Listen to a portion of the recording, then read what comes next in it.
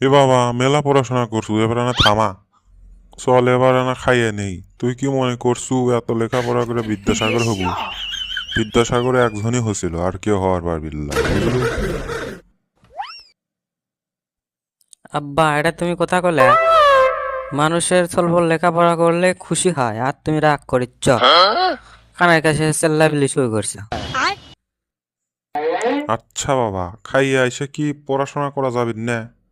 কত পড়বো, খাইয়ে আইসা পড়ছিনি। আচ্ছা, ঠিক আছে, চলো। কি এমন স্পেশাল খাবার বানাইছে, আগে খাইয়ে আসি। চলো চলো।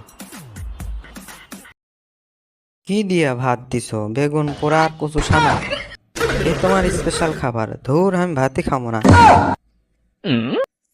না খালু ভাত, এক বেলার খাবার বেঁচে গেল।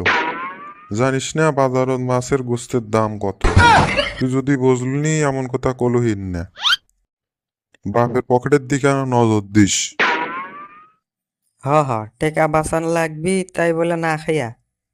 তোমার টাকা তুমি খাও, আমি কেন ঘুমাবার? আজ পর্যন্ত একটা সাইকেল কিনে দিবার পারলে না, তারপর বড় বড় কথা মারাছ। মানুষের সরবলের মতো তো আমি খরচই করি না। অঙ্কা যদি খরচ করন হয়নি, তুমি বোধহয় হার্ট অ্যাটাক করলেনি। হ হ, ঠিকই আছে। বড় হয়ে বিয়ে কর, তারপর বুঝবু ঠেলা কাক কয়। আমি তো কিপটেই। তুমি তো কিপটাই, রাগ করে মা চলে গেছে বাপের বাড়ি, তোমার এলে স্বভাবের কারণেই তো। তোর মা গেছে, তুইও যা। তাহলে আমার আর রান্না বান্না করা লাগবি না, অত খরচও হবিন না। আমি এলা একলা একলা শাক পাতা খাই থাকবো। শাক পাতা খায় গরু ছাগলেরা, তুমি কি গরু ছাগল হসাও যে তুমি শাক পাতা খাবা? তার চাইতে তুমি হাওয়া খাইয়া থাকো।